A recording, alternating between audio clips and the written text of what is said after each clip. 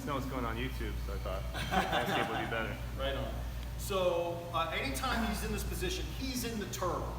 So I have different ways to attack this and approach this, and there's different situations. And the thing is if I'm here head on, I've got a different game and he's got a different game than if I'm here to the side.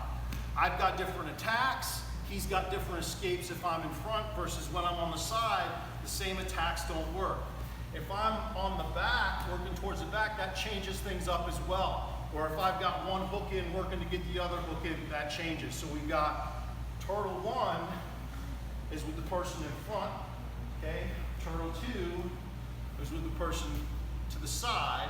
Turtle 3 is towards the back working to get the hooks, right? Where I'm more here, maybe more like a referee's position, if you will. My knee's back here behind his knee. And then turtle 4 is me putting the hooks. Make sense? Yes, sir. The game changes in each of those situations. So for turtle 1, Brian, face me here, please. So for turtle 1, we gotta break this up. What move we're gonna do is depends on where my arms are, okay? If my arms are around his waist, there's things that he can and can't do. If my arms are in front, that changes things up as well. And if they're mixed, 1 over, 1 under, right? Or if I'm doing the headlock. So there's basically 3 positions here where my arms are around the body, my arms are head and arm, and my arms are just on the head or the headlock position. So I have to have at least 1 move for each of those situations. Does that make sense? So we're gonna start where his arms are around my body and he's deep on me, right? He's pretty high over on top of me. I think the most, what's the word I'm looking for? Consistent move here is the sit out, okay? I need to be able to get my head out to one side, my arm comes out, my leg comes out, all right? This hand's gonna stay here to control the pant leg or the knee, all right? And just like on our warm-up, I sit through. Notice he let go because he doesn't want his face to go right into the mat, all right? So from here, I drive this elbow back to put pressure on that shoulder. Now from here, I turn towards the hips, and I get to kind of almost a turtle 2.5 position. Does that make sense? Yes, sir. So the sit-out's your number 1 go-to. As soon as, go ahead, stand. As soon as I shoot a double leg, boom, he sprawls, he's on my back. Right away, I should automatically be sitting out, just like we did in the warm-ups. Elbow up high, hand here to control the knee so he can't spin around. Now I step over, roll the hips. Once more, are we good? Can I see it once more? Yep. So without anybody on top of me here, okay, I need to be able to get my head out to one side or other. That's the condition. If I can't get my head out to one side or the other, we're gonna have to do the next move. Okay? But if I can get my head out, then the side I can get my head out to is the side that I step out to, and then my elbow comes up on. Okay? Generally, I'm a little bit lower, so I'll be on my elbow, but that elbow will be grabbing the pant leg or controlling the knee. So my head comes out, elbow and foot, sit through on the hip, drive the elbow back. Now I turn towards the hips to control. Once more with him on top. As soon as I get here, look, I'm driving this elbow as I step up so that I've got a good balance. Now I sit through, drive the elbow back, come up to the hips. I like to put my knee mid-shin, right here, so that my other knee is controlling and keeping him from, I can feel where he's going when I'm about the hips. Now it's hard for him to sit back into me. It's hard for him to regard me when I'm blocking that knee, that shin. Make sense? Yes, sir. You good to go? Yes, sir. Let's give it a try. if I shoot and I get really deep on him here, okay, and I'm so deep that I really can't get my head out, and I don't want to retreat because I'm deep. So what I'm going to do is I'm going to drive my knees to his knees, right? My knees to my elbows. I'm getting as tight as I can, and then my hands are going to go on the ground to push up. All right? I hold on to one leg. I keep that leg here. I push the other one over. Okay? I'm going to keep this all the way down so that I'm shoulder and belly, so that I'm basically reverse scarf. You okay? Why are you breathing so heavy? Yeah? So I call this the submarine because we're going to dive deep and then we're going to surface, okay? So I shoot, I'm super deep, but I can't, see where my head, I can't sit out here. If I go to sit out, I'm in the way. So I'm committed, I'm deep, I drive my elbows to my knee, or my elbows and knees as close to his knees as I can get. Hands go on the ground to push up. Now I hold on. I don't want to just push because now he can go around to the back. I have to keep control of that leg so that I put him on the ground. So I'm deep, I drive knees to knees, push up with my arms, grab, keep a hold of this, drive. Then the arm can come out, I'm reverse scarf.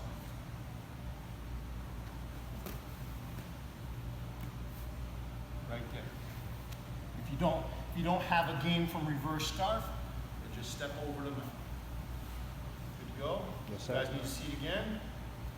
You want to see? So I shoot, I'm deep, I can't get my head out to either side, drive my knees to his knees, push up with my arms. Don't just try to sit up driving with your head and your, if you're in the absolute division and you're going against a 400-pound person, this isn't your move. If you're in your weight class or thereabouts, 20 pounds give or take, this is a good move, okay? If you're going against somebody that's 60 pounds heavier than you, you shouldn't be shooting a double leg anyways, probably, right? So push up with your upper body, keep your body straight. We're not bending our backs. Once you're there, hold on to that leg, push the other one over, shoulder and belly, reverse scarf to mount. Once more. Oh, I shoot. So deep, can't get the head out. Drive, knees to knees. Drive it up, hold on to one side. Push this over, but I hold on to that leg. Shoulder goes in the belly, arm comes across to reverse scarf. I can easily step over the mount. Julio, let's do it. I want to get into with an arm in front of the head, okay? Regardless of whether both arms are in front of the head or one is a head and an arm, okay? We're gonna, over the week, I'll show you a couple other situations off the headlock, of reverse, it's kind of like a reverse sit out that we call the Yosemite Sam that you can do when you're over under, right? What we don't want to do is, if he's over under, right, and I go to sit out, switch on. Yeah. So if I'm like, oh, I can get my head out this side, so I go to sit out, where am I? I'm not really, putting myself in a bad situation. So that's why when we do the sit out, we have to know that both arms are around the body.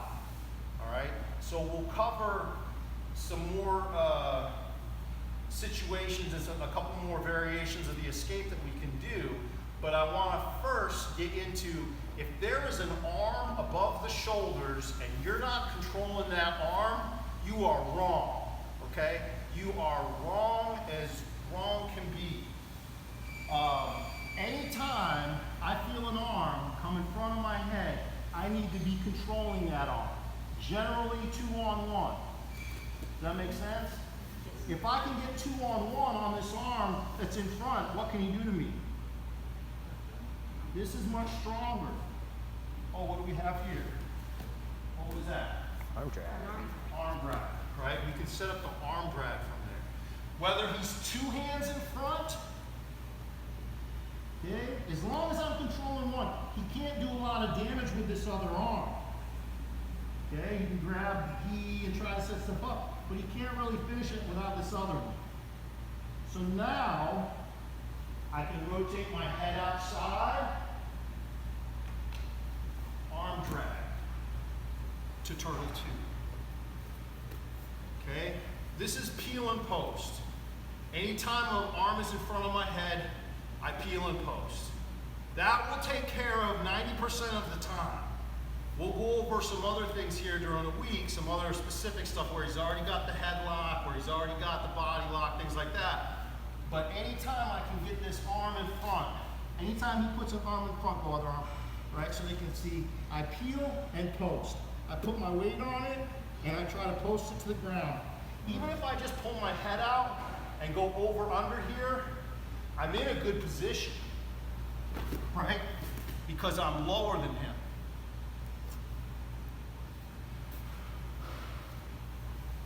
So I'm here, I feel the arm come in front, I go 2-on-1, put it on the ground, get my head outside. I can go to the underhook, right? And work basically the hip toss kind of thing, right? Or we arm drag. I post, peel and post, get my head out, right? Arm drag. Questions on peel and post? Right? Get both hands on it, stick it to the ground.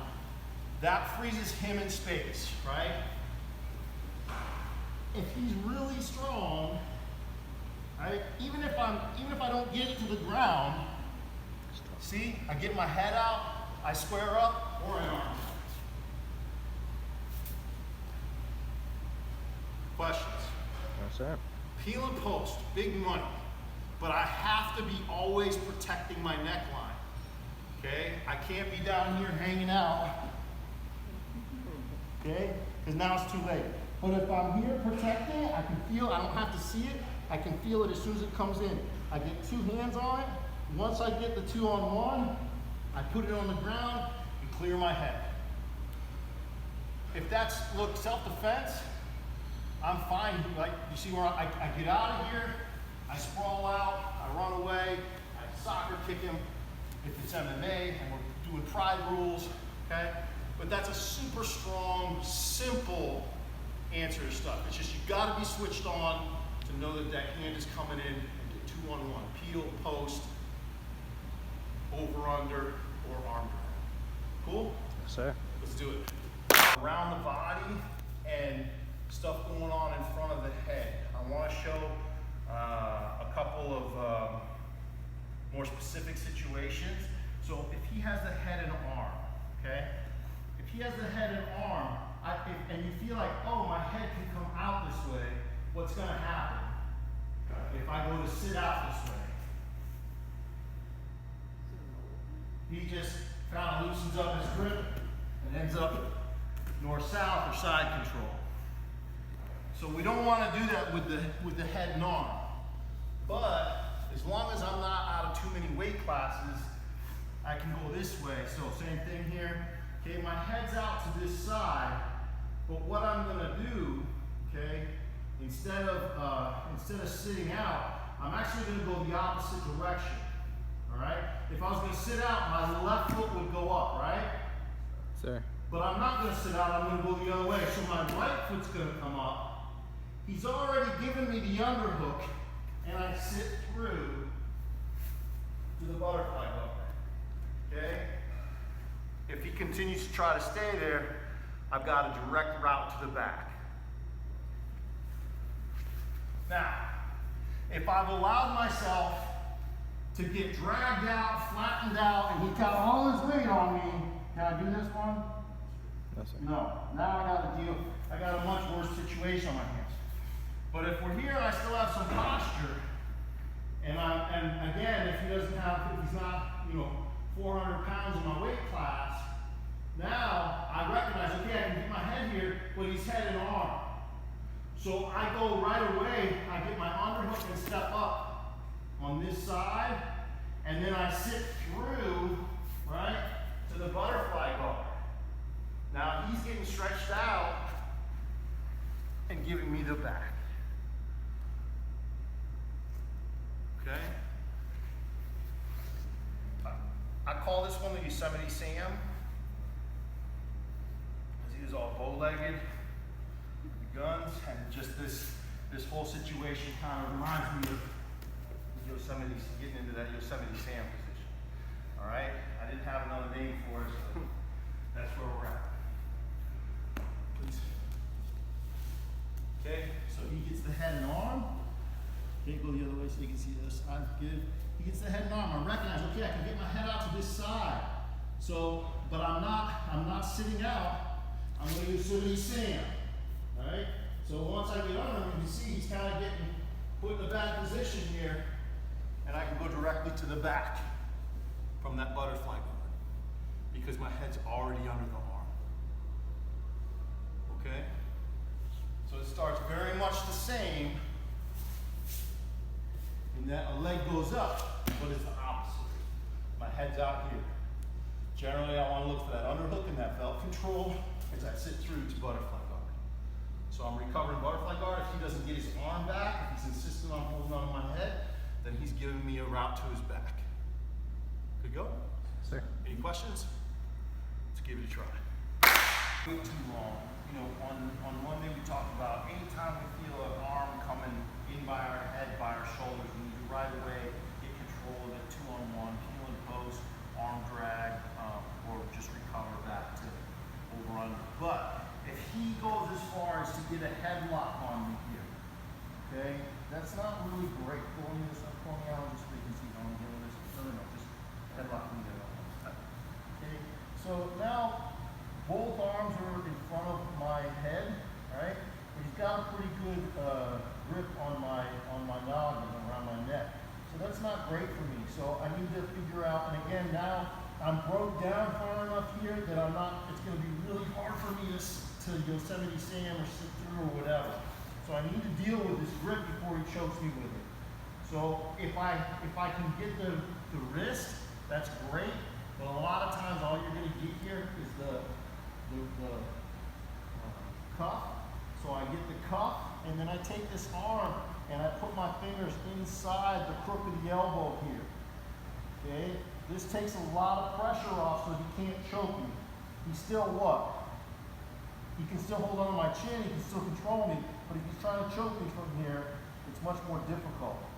What I'm doing here is putting pressure on his arm, but I'm also getting my shoulder above his elbow.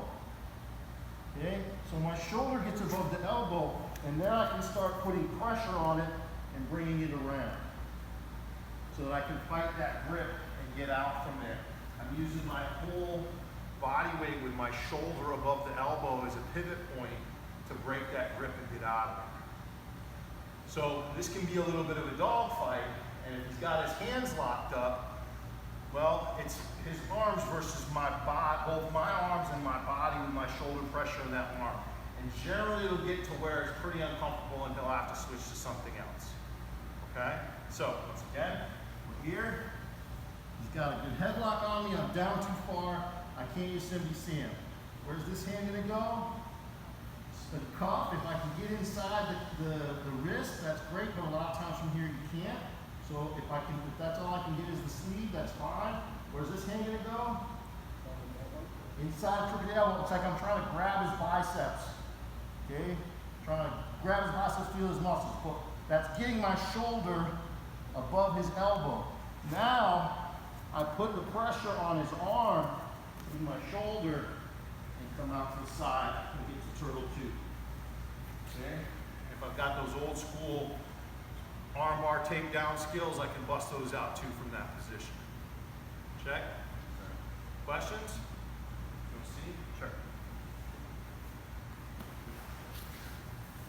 Alright, so we're here, he's got this headlock on me, it sucks. So I'm going to grab to here and here. I get my shoulder above the arm, right? By shrugging, this helps take some of the pressure off. Now I'm going to put the pressure with my shoulder on his arm and circle out. Again, I can drag this out and go into a cuffing position position if I need to, or just go to turtle two if I'm in a sport jiu-jitsu type situation. Good to go? Question, how's that feel on your arm? It's tight. Lots of pressure just right there on that humerus.